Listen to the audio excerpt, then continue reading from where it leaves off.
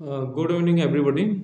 আজকে তোমাদের সাথে একটা গল্প ডিসকাস করব, যেটা একজন মহান, শুধু মহান নয়, মহানের থেকেও মহান নারী চরিত্রের গল্প। যে নারী চরিত্রটা আমরা পুরাণ থেকে, রামায়ণ থেকে, মহাভারত থেকে আমরা পেয়েছি। স্পেশালি মহাভারত থেকে পাওয়া, কিন্তু যার সৃষ্টির রহস্য ঘাঁটতে গেলে আমরা রামায়ণেরও এবং রামায়ণের আগেরও কিছু কাহানি আমরা পেয়ে যাই। তো এ আজ যে মহান নারী চরিত্র সম্বন্ধে আমি সবার সঙ্গে ডিসকাস করব, আলোচনা করব, সেই মহান নারী চরিত্র হলেন শকুন্তলা। এবার তোমরা ভাবছো শকুন্তলা কে? শকুন্তলা হচ্ছেন শকুন্তলা হচ্ছেন আমাদের যে সত্যযুগ থেকে রামায়ণ এবং মহাভারত অবধি আহ, একজন মহান যে ঋষি ছিলেন, যে মহান ঋষি, ব্রহ্ম ঋষি, হ্যাঁ, যে বিশ্বামিত্র, ঋষি বিশ্বামিত্র, হ্যাঁ, যার যার জীবনী আমি অন্য একদিন আলোচনা করব, ঋষি বিশ্বামিত্র জীবনী অন্য একদিন আলোচনা করব। তিনি মহানের থেকেও মহান ছিলেন। তিনি একদম, যাই বলবো, খুব কম হয়ে যায়। হুম ৬,০০০ বছরেরও বেশি তপস্যা করেছিলেন নিজের লক্ষ্যে পৌঁছানোর জন্য, এবং শেষ পর্যন্ত তিনি সাকসেস পেয়েছেন, লক্ষ্যে পৌঁছেছিলেন। এবং তিনি একসময় ভগবান শ্রী রামচন্দ্রের গুরু ছিলেন। আর উম, তার থেকেও আরেকটা বড় তথ্য হচ্ছে তিনি পরশুরামের মানে একজন পূর্বপুরুষ ছিলেন। মায়ের বংশের পূর্বপুরুষ আর কি, পরশুরামের। তো তো আমি উনার বিশ্বামিত্র সম্বন্ধে কিছু বলছি না, এবং আমি আজকে আলোচনা করছি সেই মহান নারী চরিত্র যিনি বিশ্বামিত্রের কন্যা। আহ, তার নাম হচ্ছে শকুন্তলা। এই শকুন্তলার মাতা ছিলেন দেবী মেনকা। ইন্দ্রের রাস ইন্দ্রের সভায়, দেবরাজ ইন্দ্রের সভায় মহান এবং মানে সবচেয়ে সুন্দরী যে অপ্সরা ছিল মেনকা, তার মেয়ে হচ্ছেন এই শকুন্তলা। তবে একদিকে অপূর্ব সুন্দরী এবং আর্ট আর্টে ভরপুর, মানে কলা কৌশলীতে ভরপুর যে নারী, নৃত্যকলায় ভরপুর যে নারী, সেই দেবী অপ্সরা মেনকা, এবং মহান ব্রহ্ম ঋষি বিশ্বামিত্রের পুত্রী, কন্যা সন্তান হচ্ছেন শকুন্তলা। এই শকুন্তলা সম্বন্ধে আজকে আমি ডিসকাস করব। ডিসকাস করার আগে তোমাদের কিছু টপিক আমি বলে দিচ্ছি, কিছু বিষয় আমি জানিয়ে রাখি, যে আজকের এই ডিসকাশনটা কাদের কাদের স্পেশালি কাজে লাগতে পারে। অ্যাকচুয়ালি সবারই খুব শুনে খুব ভালো লাগবে, কিন্তু কাদের কাদের স্পেশালি কাজে লাগবে। প্রথমত, ক্লাস 9-এ যারা পড়ছো, তাদের কালিদাসের লেখা ধীবর নামে যে পড়াটা আছে, সেই পড়ার কিছুটা ধারণা তোমরা এইখান থেকে পাবে। আর দ্বিতীয়ত, যারা ইউনিভার্সিটিতে পড়ছো, কলেজে ইউনিভার্সিটিতে পড়ছো, তাদের বাংলা অনার্সের পাঠ্য বইয়ের বিশেষ একটা অধ্যায় আছে, বিশেষ একটা গল্প আছে। সেটা হলো মাইকেল মধুসূদন দত্তের বীরঙ্গনা পত্রকাব্যের দুষ্মান্তের প্রতি শকুন্তলা যে কাব্যটা আছে, সেই পত্রকাব্যটা সম্বন্ধেও এখানে তোমরা এই গল্পটা শুনলে তোমাদের অনেকটা নলেজ হবে। আর যারা কালিদাসের সংস্কৃতের লেখা নাটক অভিজ্ঞানম শকুন্তলম সম্বন্ধে জানতে চাও, যারা সংস্কৃতের স্টুডেন্ট, অভিজ্ঞানম শকুন্তলম সম্বন্ধে কিছু নলেজ গেইন করতে চাও, তারাও এই কাহিনীটা শুনলে অনেকটা কিছু আপনাদের সুবিধা হবে আর কি। তো চলো, বেশি গল্প না করে মেন কাহিনীটা আমরা চলে যাই।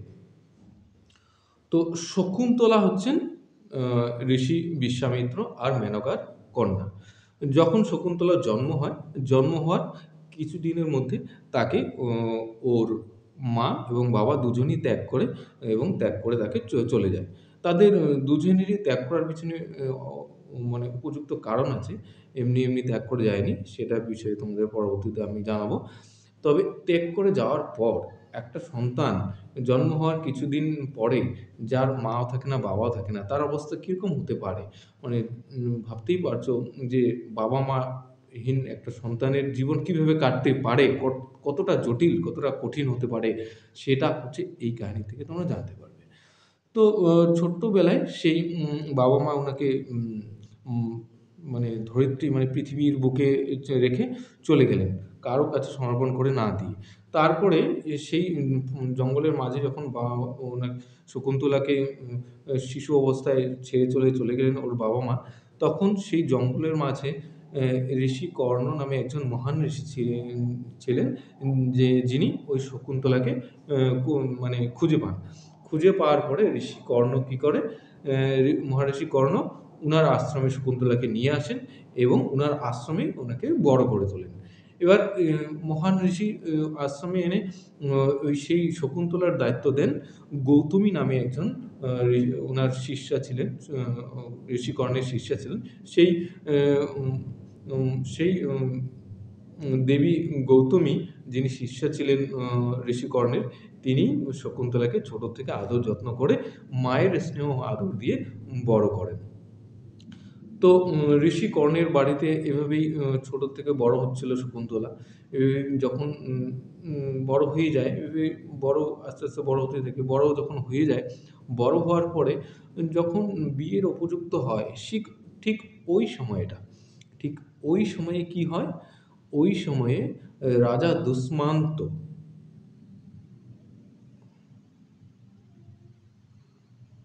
রাজা দুষ্মন্ত নামে একজন উম মহারাজা ছিলেন, যিনি হস্তিনাপুরের রাজা। কোথাকার রাজা? হস্তিনাপুরের রাজা। হস্তিনাপুরের রাজা ছিলেন রাজা দুষ্মন্ত। হস্তিনাপুরের রাজা, রাজা দুষ্মন্ত কি করে? রাজা দুষ্মন্ত বনে আসে হরিণ শিকার করার জন্য। হরিণ শিকার করতে এসে বনে হরিণ শিকার করতে কি হয়? ওই বনের মধ্যেই হুম, ঋষি কর্ণের সঙ্গে রাজা দুষ্মন্তের দেখা হয় এবং ঋষি কর্ণ রাজার দর্শন পেয়ে রাজাকে অনুরোধ করে তার আশ্রমে আশ্রয় গ্রহণ করার জন্য। তো রাজা কি করে? উনার অনুরোধ রক্ষা করে উনার আশ্রমে যায়, আশ্রয় গ্রহণ করে এবং সেই আশ্রয় গ্রহণ করাকালীন কয়েকদিন থাকে ওখানে। থাকা অবস্থায় এই আ কর ঋষি কর্ণের যে আ পালিত কন্যা দুষ্মন্ত, সরি, পালিত কন্যা শকুন্তলা, উনা উনাকে দেখে মানে রাজা দুষ্মন্তের আ মানে উনার প্রতি প্রেম ভাব তৈরি হয় এবং উনার প্রেমে পড়ে যায়। কারণ আ দেবী শকুন্তলা অ্যা একে তো অপ্সরার মেয়ে, আ দ্বিতীয়ত মহান ঋষির কন্যা, এবং সত্যিই মানে রূপ, গুণ এবং সব দিক থেকেই শ্রেষ্ঠ, সেই সময়ের শ্রেষ্ঠ নারী ছিলেন দেবী শকুন্তলা। তো যখন রাজা দুষ্মন্ত শকুন্তলার প্রেমে পড়ে যায় এবং পরবর্তীতে দেবী শকুন্তলাও রাজা দুষ্মন্তের প্রেমে পড়ে এবং শেষে ওদের মধ্যে গন্ধর্ব বিবাহ হয়। দেবী শকুন্তলা এবং রাজা দুষ্মন্তের মধ্যে গন্ধর্ব বিবাহ হয়।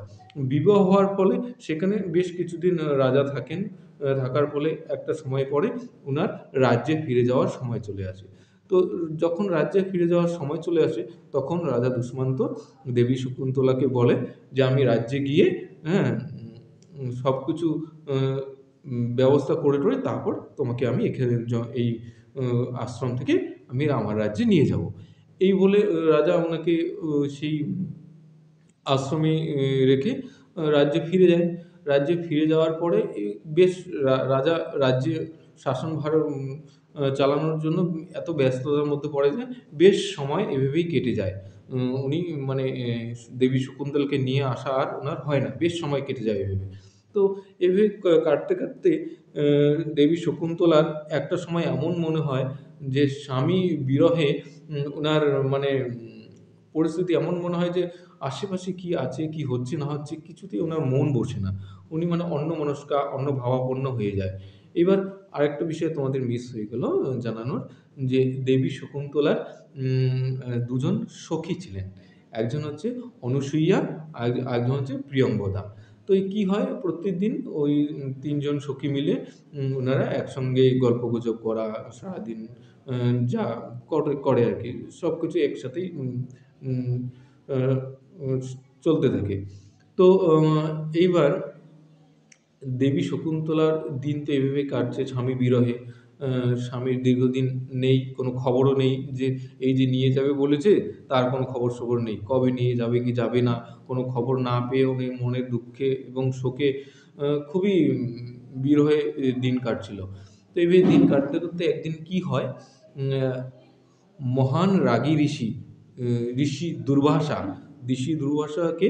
ঋষি দুর্বাসা হচ্ছেন ভগবান শিবের একজন একটি অবতার। অনেকেই মানা হয় ভগবান শিবের ক্রোধরূপী একজন ঋষি অবতার হলেন ঋষি দুর্বাসা। তো ঋষি দুর্বাসা একদিন কর্ণমুনির আশ্রমে আসে, আ আ এবং যেই সময় ও কর্ণমুনির আশ্রমে ঋষি দুর্বাসা উপস্থিত হয়, উপস্থিত হওয়ার পর সামনে শকুন্তলাকে দেখতে পায়।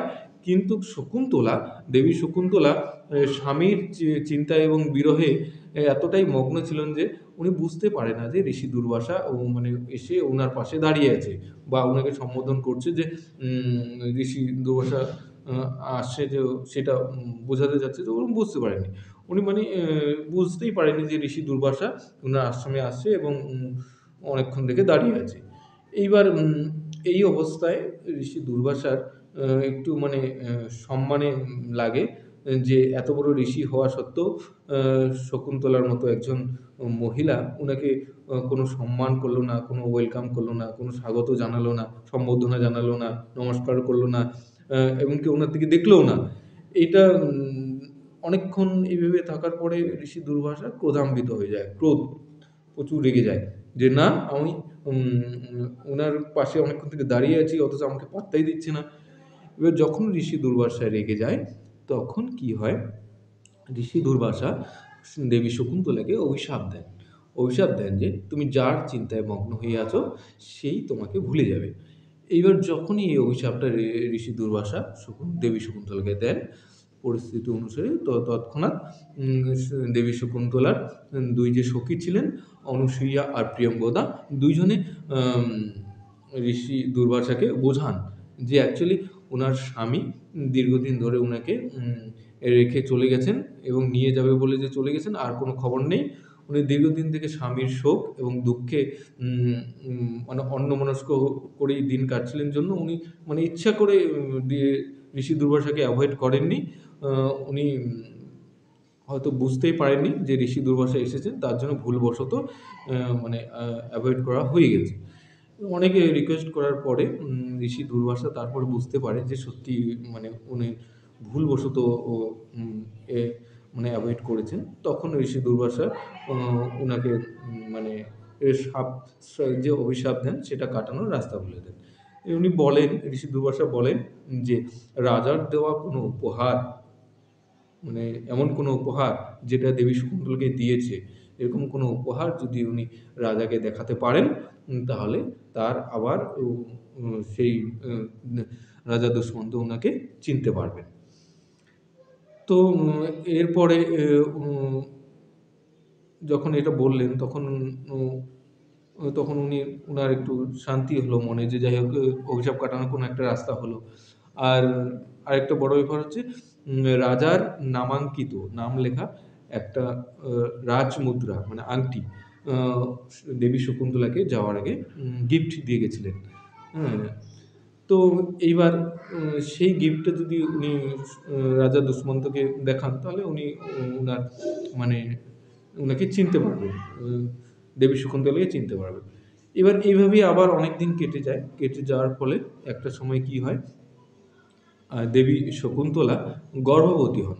আ গর্ভবতী হওয়ার ফলে সন্তান সম্ভবা হওয়ার ফলে একটা সময় এমন হয় যে দেবী শকুন্তলার পালিত পিতা কর্ণমুনি মনে করেন যে এখন আর দেরি করা উচিত নয়। এই মুহূর্তে রাজাকে গিয়ে জানানো দরকার যে আপনার মানে পত্নী সন্তান সম্ভবা, আ তো খবরটা জানানো দরকার। এই জানানোর উদ্দেশ্য নিয়ে দেবী শকুন্তলার সাথে আ তার মণিকর্ণের কয়েকজন শিষ্য এবং শিষ্যাকে উম সঙ্গে পাঠিয়ে উনার রাজভবনে পাঠিয়ে দেন হস্তিনাপুরে। রাজভবনটা কোথায়? হস্তিনাপুরে। তো হস্তিনাপুরে যখন আ ওই দেবী শকুন্তলা যায়, যাওয়ার পথে শচীতীর্থ নামে একটা জায়গা আছে। শচীতীর্থ নামে যে একটা জায়গা আছে, একটা নদীর একটা তীর্থস্থান। সে সেখানে সেখানে কি হয়? সেই নদীর তীর্থে, শচী তীর্থে সবাই মিলে সবাই স্নান করে। যাওয়ার সময় নদী পড়ে, তো ওখানে স্নান করে। স্নান করার সময় কি হয়? ওই আংটিটা হারিয়ে যায়। স্নান করার সময় আংটিটা হারিয়ে যায় দেবী শকুন্তলার। কিন্তু উনি আংটি যে হারিয়ে গেছেন সেটা উনি বুঝতে পারেন না আরকি। হ্যাঁ? সেটা হারিয়ে যায়, অথচ উনি বুঝতে পারেন না ওই মুহূর্তে যে আংটিটা হারিয়ে গেছে। এবার ওই ভেবেই যখন রাজমহলে চলে যায়, রাজমহলে গিয়ে রাজার দরবারে গিয়ে উনি জানায় যে উনি এ এ আম যে আমি হচ্ছেন মানে উনি নিজে জানায় না, উনার সখীরা বলে যে ইনি হচ্ছেন দেবী শকুন্তলা, আপনার বিবাহিত স্ত্রী কর্ণমুনির পালিত কন্যা। এইবার যখন বিস্তারিত বিবরণ জানান যে এইভাবে আপনাদের বিয়ে হয়েছে, কিভাবে আপনারা কি হয়েছিল না হয়েছিল, সব বিস্তারিত বিবরণ যখন রাজাকে জানান, যেহেতু রাজা আ রা যেহেতু মুনি ঋষি দুর্বাসা অভিশাপ দিয়েছিলেন, সেই অভিশাপের কারণে রাজা দুষ্মন্ত শকুন্তলাকে চিনতে পারেন না। চিনতে না পারার কারণে রাজা দুষ্মন্ত উনাকে তিরস্কার করে পাঠিয়ে দেন। যে কে না কে মহিলা এসে ডিমান্ড করছে, দাবি করছে যে উনি আমার স্ত্রী। এটা কোনো কথা হইল? উনি চিনতে পারেন না, কারণ অভিশাপের প্রভাবের জন্য চিনতে পারেন না। চিনতে না পারার কারণে উনি ওখান থেকে শকুন্তলাকে তিরস্কার করে বহিষ্কৃত করেন। এরপরে যখন ওখান থেকে দেবী শকুন্তলা তিরস্কৃত হয়ে, বহিষ্কৃত হয়ে অ্যা মনের দুঃখে ফিরে যান, তখন আরো খুবই কঠোর পরিস্থিতি। দেখো, এবার চিন্তা করো, একটা নারী যখন শিশু অবস্থায় জন্ম নিল, ওকে বাবা-মা ত্যাগ করে দিল। বিনা বাবা-মায় অন্যের কাছে পালিত হওয়া, হুম? যতই সে ভালো মানুষ হোক, তবুও একটা ব্যাপার তো থাকেই। হ্যাঁ? তবুও অনেক কষ্টে, অনেক অনেক কিছু সংগ্রামের মধ্য দিয়ে যখন বড় হলো, বড় হওয়ার পর আ একজন মহান মানুষের সঙ্গে বিয়ে হলো। সেই মহান মানুষের সঙ্গে বিয়ে হওয়া মানে কি একটা খুব সুখের, খুব ভালো একটা মুহূর্ত। কিন্তু পরক্ষণে কি হলো? তাদের একটা বিচ্ছেদ তৈরি হলো। বিচ্ছেদ তৈরি হওয়ার ফলে তাদের মধ্যে একটা দেবী শকুন্তলার মধ্যে একটা দুঃখের ছায়া প্রতিপন্ন হলো। এই দুঃখের ছায়া প্রতিপন্ন হলো, কিন্তু তবুও একটা আশা ছিল যে রাজাকে গিয়ে যখন বলবে তখন হয়তো দুঃখটা কাটবে। কিন্তু যখন রাজার কাছে গেল, রাজা আবার চিনতে পারল না। তাকে তিরস্কার করে পাঠিয়ে দিল। তো সেখান থেকেও আবার কতটা দুঃখ দুঃখ মানে দুঃখের উপর দুঃখ, আ দুঃখে আঘাত পেল।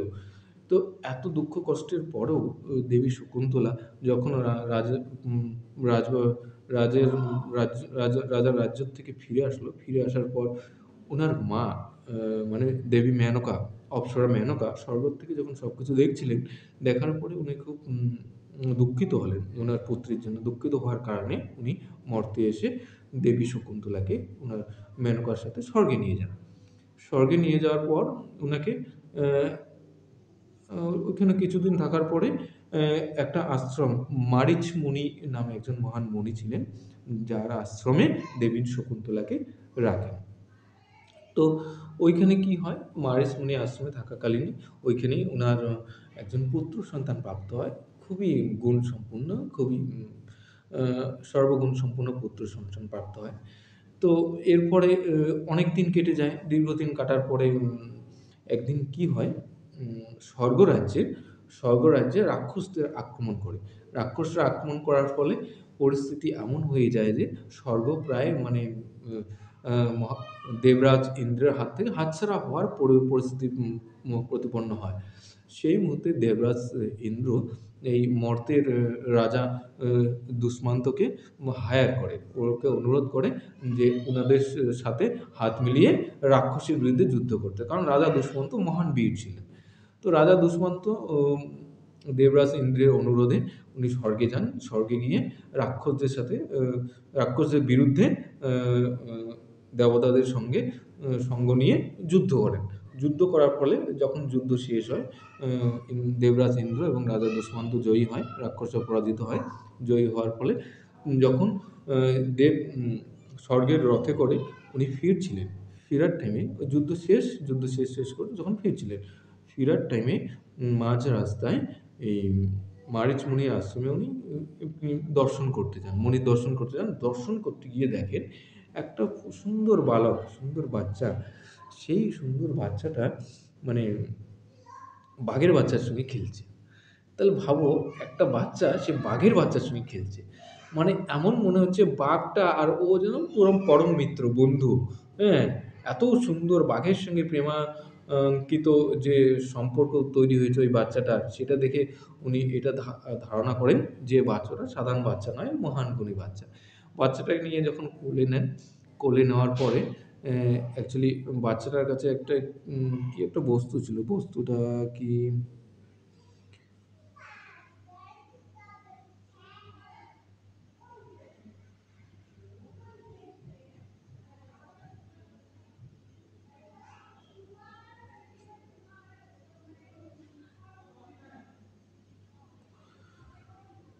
যাই হোক বস্তুটা মনে পড়ছে না।